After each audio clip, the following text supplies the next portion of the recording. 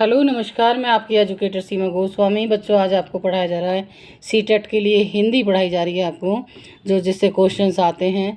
तो आज जो हम पढ़ा रहे हैं वो है संज्ञा के भेद और संज्ञा क्या होती है। तो देखो बच्चों, संज्ञा जो शब्द है कम बच्चों को पता है कि संज्ञा किस नाम से जानी जाती है या संज्ञा के भेद कितने हैं। यही क्वेश्चन सीटेट में आते हैं।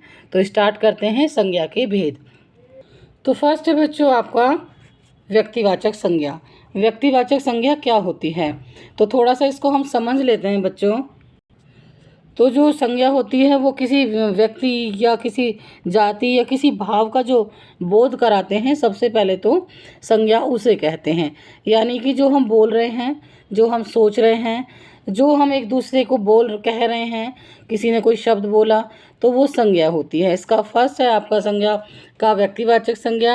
ये क्या है कि विशेष व्यक्ति, वस्तु या स्थान का नाम, जैसे कि जयशंकर, रूस, जलेबी, क्रिकेट, आम, इस तरीके की जितनी भी चीज़ें हैं, नाम लिए जा रहे हैं, वो कोई व्यक्ति को संबोध मतलब उस पर्टिकुलर चीज़ का नाम लिया जा रहा है, तो उसे कहते हैं व्यक्तिवाचक संज्ञा। कैसे? देखो, जिस संज्ञा से प्राणी, विशेष स्थान या विशेष जगह का पता चलता हो, बोध होता हो, वह व्यक्तिवाचक संज्ञा कहलाती है। इसके कुछ ऑप्शन भी देख लेते हैं। जैसे कि महाराणा प्रताप मेवाड़ के राजा थे। अब इसमें जो महाराणा प्रताप हैं उनको संबोधित किया जा रहा है। राजा तो कोई कहीं का भी हो सकता है, लेकिन महाराणा प्रताप स्पेशली बोला गया है। तो इसी तरीके जैसे अकबर एक राजा था तो अकबर को बोला गया। महाराणा प्रताप मेवाड़ के राजा थे, तो ये व्यक्तिवाचक संज्ञा है। या हम ऐसे बोल सकते हैं, अभी 15 अगस्त गई है तो हम बोल सकते हैं मोदी जी ने कहाँ पर, लाल किले पर भाषण दिया। तो जो व्यक्तिवाचक संज्ञा इसमें आएगी वो आएगी लाल किला, क्योंकि वहाँ पर भाषण दिया। भाषण कोई भी दे सकता है, मोदी और क्या लाल किला, इन दोनों को व्यक्तिवाचक संज्ञा कहेंगे। जैसे कि पृथ्वी सूर्य की परिक्रमा करती है। अब परिक्रमा तो किसी की भी की जा सकती है, लेकिन पर्टिकुलर एक स्थान, एक व्यक्ति का नाम लिया गया है। जैसे कि पृथ्वी यानी सूर्य, पृथ्वी और सूर्य दो शब्द आए हैं, तो ये आपकी व्यक्तिवाचक संज्ञा है।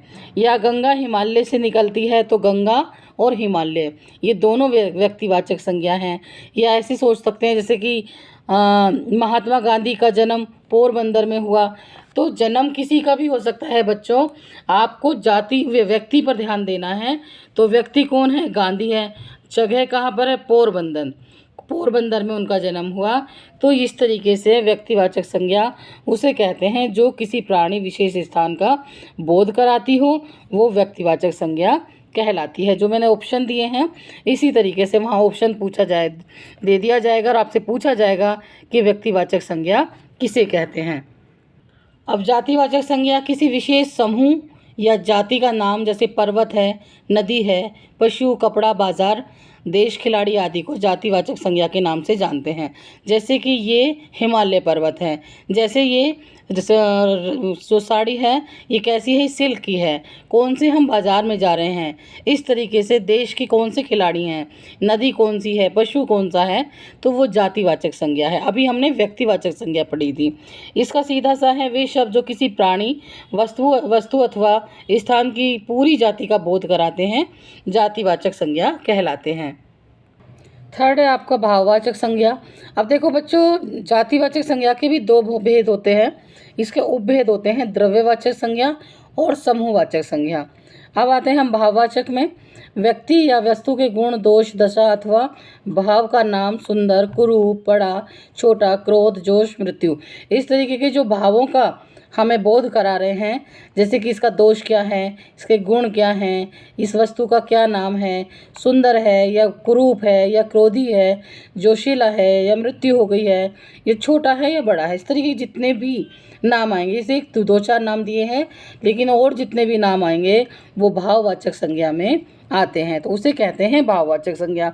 भाववाचक संज्ञा का सीधा सा है बच्चों, किसी व्यक्ति या वस्तु के गुण, दोष, भाव, अवस्था, दशा आदि का बोध कराने वाले शब्द भाववाचक कहलाते हैं। जैसे दया, ममता, हंसी या भूख, प्यास, इस तरीके की जितनी भी मिठास, मानवता, अच्छाई, बुराई, ये क्या हैं? ये सब भाववाचक संज्ञा में आते हैं।